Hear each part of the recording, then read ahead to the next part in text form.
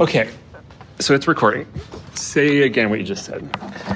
Yeah, dude, it was fucking weirdest thing I've ever experienced in my life. Like, by far. Doc and me were kind of worried about you because that super heavy fog this morning. We were worried you wrecked your car or something. Yeah, I almost didn't go, but it wasn't that bad. I could see the drive. Okay, well, what was the weird thing? Tell me what happened. Okay, so I drove up Macomber Road and parked at the trailhead, and the fog was even thicker up there in the mountains. Like, heavy, weirdly heavy. Like it was almost hard to breathe the air. But anyway, whatever, I just started hiking up the trail, and the first weird thing was the tree. It was like, just wrong, man. From Folk Process, we are Keeping the Bones, the podcast that reimagines and remixes classic weird tales and horror fiction into stories set today. I am your host, Jesse Keller. This is our very first season, and if you like what we've been doing, we really appreciate it if you would help us by spreading the word and following, subscribing, and sharing however you can. Okay, on with the show. Our jumping off point for today's episode is A Tale of the Ragged Mountains by Edgar Allan Poe. I met Ben Tranh at Perdidos Valley Junior College in the late 90s. We were roommates for about a year. I was taking a radio broadcasting course, and Ben had come home one night and said that he had just had the weirdest day of his life. I had a class project due in a couple of weeks, so I turned on my Sony mini disc recorder and asked him to tell the story. I never actually finished the project, and I ended up dropping the class. That happened a lot back then. But I still had those old mini discs, and as I started producing Keeping the Bones, I remembered Ben's story. So now, 25 years later, I've gotten them transferred over to my computer, and now I'm finally putting that story together. There's actually another reason that spurred me to dig up those old recordings of Ben. But I'm going to leave that for later. Ben Tranh was born in Vietnam. His parents brought him to California as a baby in the 1970s. Part of the wave of refugees in the wake of the Vietnam War. They eventually settled here in Rancho Perdidos in the Inland Empire, about halfway between San Diego and Los Angeles. When I met Ben at PVJC, he said he was 24 or 25, I think, but he seemed older to me. Though, when you're 19, like I was, 25 might as well be 40. Ben had a unique look, sort of hippie-ish. He had dreadlocks and always wore one of those striped Baja hoodies people got down in Tijuana back in those days. A real classic 90s SoCal stoner look. Ben was really thin, pale, and when I knew him, his eyes had a perpetually glazed-over look. It could have been all the weed. Ben was a wake and baker in those days, but he swore he had some kind of medical condition. I don't remember him ever saying exactly what it was specifically, but he showed me pictures of him from high school, and he definitely looked different. Healthier, bright-eyed. A good-looking dude. Ben's condition caused him chronic pain. He'd been to lots of different doctors, but everyone said that there was nothing wrong with him. He tried chiropractors, acupuncture, Ayurveda, homeopathic treatments. Nothing worked. That's how Ben met Dr. Templeton. If I remember right, it was at some type of holistic healing convention.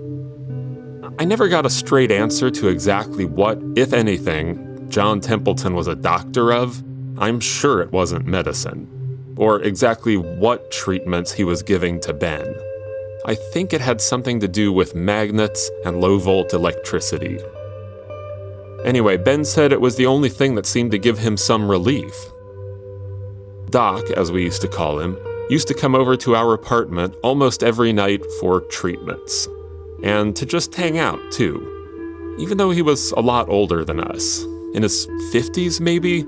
Again, perceptions of age are so different when you're just out of high school. I don't really know what else Doc had going on in his life, but he spent a lot of time at our apartment, watching movies, playing video games, running Dungeons and Dragons campaigns.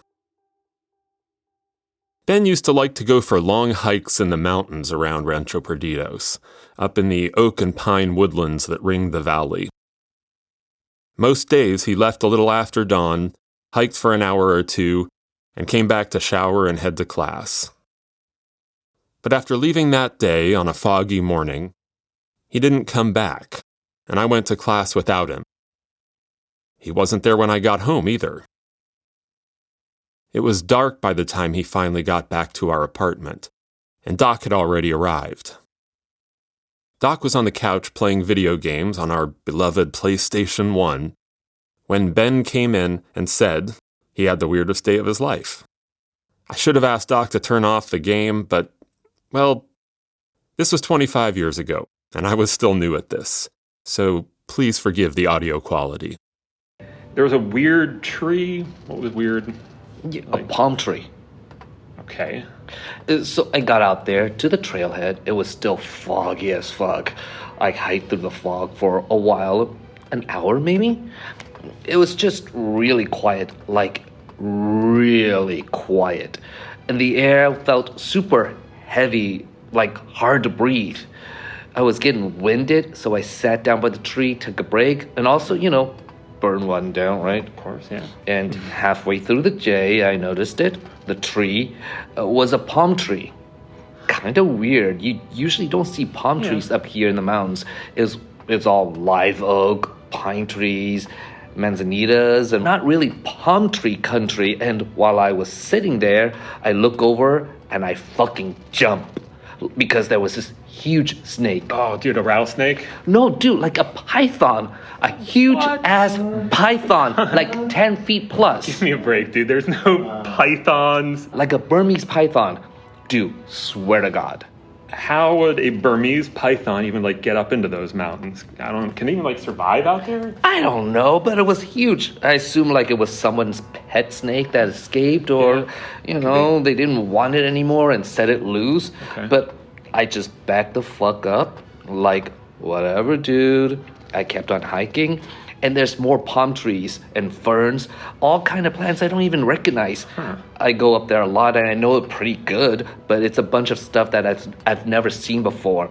Really green, there's vines and shit, and the trail starts going down into a valley, and the fog is clearing. I see houses, little houses with thatch roofs, and these big green areas full of water. They're like rice farms, paddies, rice paddies. Rice paddies? Come on. This is a dream. You fell asleep by a palm tree and you dreamed the rice paddies. I thought that too, but it did not feel like a dream. Okay, but it was a dream. There are definitely no rice paddies in Rancho Perdidos. Just let him finish. Doc, dude, come on. You don't think that there's Let Ben finish his story. Doc suddenly seemed really interested in the story. He had shut off the PlayStation and come over to the table where Ben and I were sitting and recording. Okay, anyway, go ahead, Ben. Tell me about, what you saw. So there was this village and legit rice paddies. And I walk into the valley, and there's all these Vietnamese people around, and I'm like, the fuck? Is there a Vietnamese town out here that I've never heard about? It was a trip, man. Huh. So this dude in this classic farmer hat is smiling and waving at me. He comes over and goes, "Em ăn chưa," which is basically hello in Vietnamese, but it literally means have you eaten? Wait, hello is how have you eaten? I mean, that's one way to say it. It's several, kind of how you doing, You don't actually want to know, and people just kind of go, how you doing? Doing good, same deal. So, have you eaten? And you just say, yep, and segue onto whatever you're talking about. Except if you are really hungry, then it's cool to say so. And I'm not gonna lie, I was kind of getting hungry, and something in that house smelled good, man. So I'm like, yeah, I can eat. All right. So before you know it, I'm in this dude's house having some bum-ass jiaoga, shooting the shit with him and his wife and his kids. They were super nice, asking about my family and whatnot. But then there's some commotion outside, like this crazy noise. And we go out and there's this fucking helicopter landing. A helicopter? Yes! And the guy's like, Nguyen, asking me, what's going on? Tại sao lính Mỹ ở đây? Like, why are the Americans here? The Americans? This is in... Yeah. I'm getting to it. Okay. So, a ways ahead, I can see that all around the helicopters is a bunch of dudes with guns, M16s, like fatigues. They look like American soldiers, and I'm like, is this a movie shoot? Did I just walk into a movie set? But there's no cameras or... Anyway, suddenly the son of the farmer's guy, this kid, maybe 16, a couple of other guys, jump on a motorbike and tear ass down the road. The Americans see them, and they fucking just lit them up. Bullets flying, these guys get into the forest, they're gone. Now the Americans are pissed, yelling at everyone, and this one soldier, blue-eyed, blonde-haired guy, young, he takes his M16 and just start going, oh my God, shooting people, just totally fucking random. And then a bunch of other soldiers jump in, they just start shooting to women, kids, old men. The nice farmer guy goes down, and I'm just fucking yelling, stop! I don't think the farmers even speak English. I'm the only one that does, and nobody's listening. They're just shooting people no matter how much I yell. And then the blonde guy turns towards me. He just got these blank blue eyes, and he's like, doesn't even see me. And I feel this hit. Like I got punched super hard. oh my God. Like really hard into the chest. I can see him bleeding. It doesn't even hurt. I don't really feel anything. Then I see my body fall, like away from me. Like I'm not in it. And next thing I know, I was just looking up at the sky for a long time. A long time. Totally not a dream. Definitely not. Yeah. Right. What happened next, Ben? He woke up. Hey, Ben.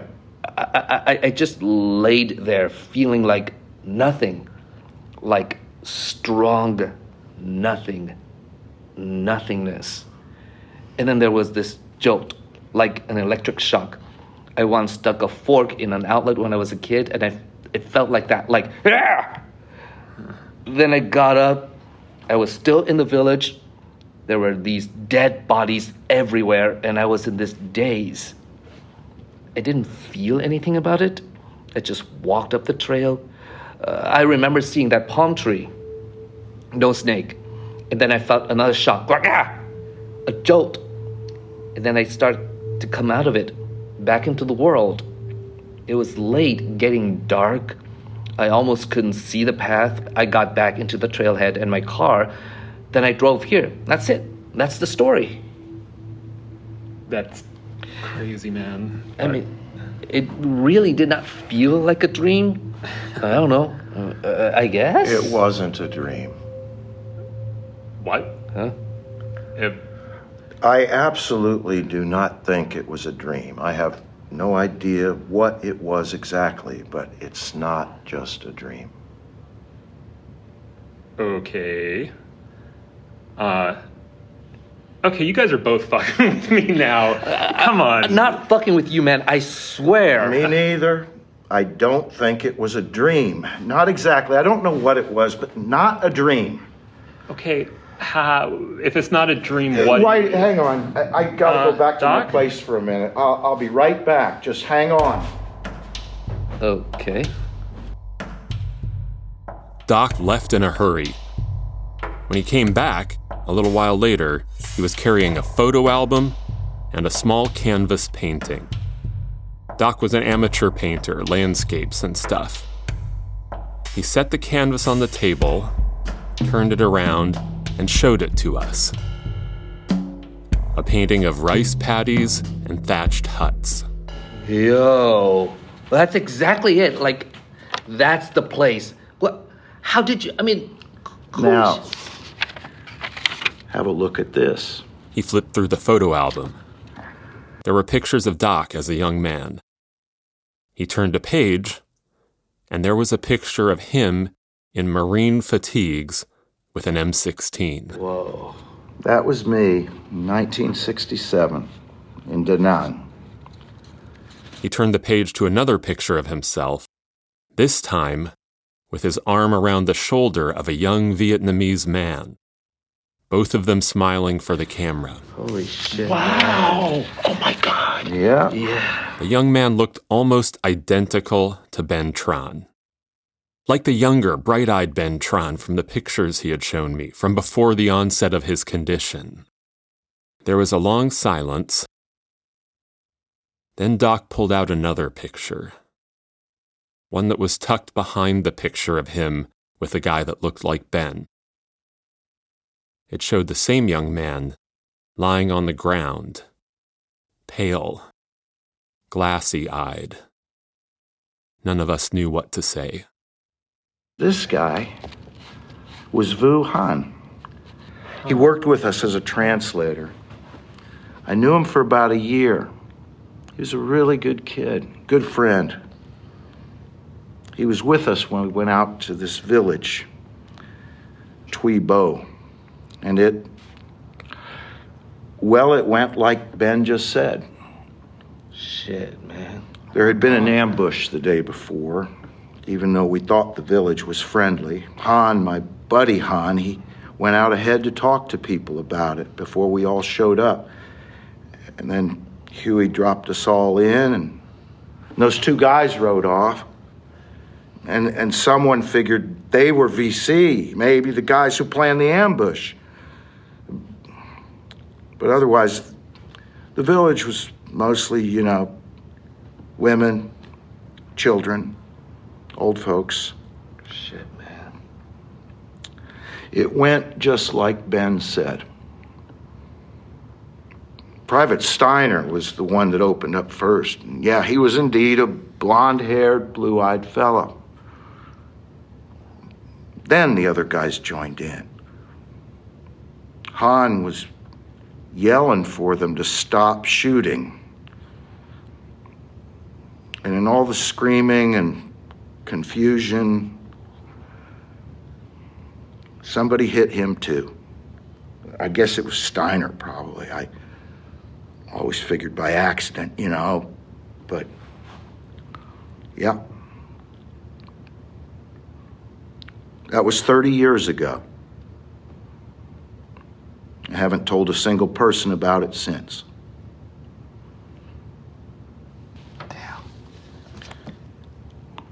Like, back then or back here? Huh? You didn't tell anybody back then or just after you got back home? I mean, nobody. We didn't talk about it at all, really, after that day. It's not like we were hiding anything. Everyone was there. Hell, the lieutenant colonel was there. There was just nothing to say about it. Then I came home.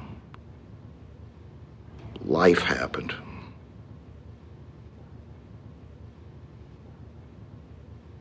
Life happened. Yeah. Yeah. And then that day I met you, Ben. I think part of why I befriended you was because you reminded me so much of Han. So much beyond even just appearance. I don't know. It's hard to explain. I wanted to help you however I could. And I'm glad I got to know you. You guys, well, the time I spend here, it means a lot.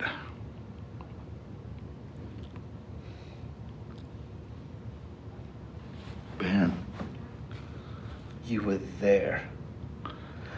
Motherfuckers mowed down an entire village and you just watched? Ben, You just fucking watched, man. Damn! I was 19.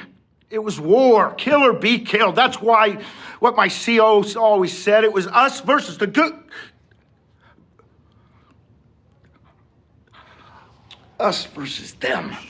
What the fuck? It was us versus them, Ben. Even when it wasn't clear who them was. In a war, people get... What the fuck were you about to say, John? Huh? You versus who? Who? Say it. Ben, I've been carrying this with me a long time. These events. And then I met you and thought, like, here's a chance. You know. Yeah, well, thanks a lot, buddy. Thank you so much for everything. That totally makes up for what you did or what you didn't do, or... I'm glad I could be part of your redemption story. That's not... What about the others? What happened to them? The others? What's his name? Crazy eyes, blonde guy? Steiner. You guys keep in touch? Get the old buddies together, have a few brews at the VFW, tell war stories? I've seen some of them. Steiner? You seen Steiner? I've seen him a few times, yeah. He has a wife, a couple of kids. Runs an auto dealership in Florida. He's doing good. Yeah, man.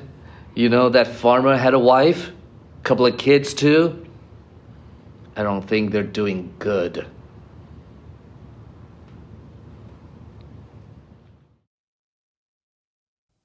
Everyone was at a loss for what to say next. There was just a long silence, and then I turned off the recorder. Doc mumbled something about work in the morning and left. We still saw him around town from time to time, but he never came back to our apartment. I threw the mini disc in a drawer and didn't listen to it for another 25 years. Until events last year made me pull it out, buy an old mini disc player on eBay, and listen to it with fresh ears. In 2001, I moved away to go to UCLA and mostly lost touch with Ben Tranh. When Facebook came around, Ben and I befriended each other, but never really connected. He ended up teaching high school in San Bernardino. But earlier this year, as listeners might remember, there was a mass shooting in Rancho Perdidos, California. A young white supremacist opened fire in a Korean restaurant, killing 4, then drove to a Vietnamese restaurant 30 miles away and killed 4 more. 7 of the 8 people slain were of Asian descent. Doc would have recognized the gunman's weapon, an AR-15 style rifle. The weapon the U.S. military adapted into the M16 that was issued to Marines in Vietnam. Doc would also have recognized the racial slur survivors reported hearing the gunman use. The Vietnamese restaurant was owned by Nguyen and Tran Hai, Ben Trann's parents. Along with his mother, Ben Tranh was one of the 8 people killed. He was shot just once, a fatal wound to the chest.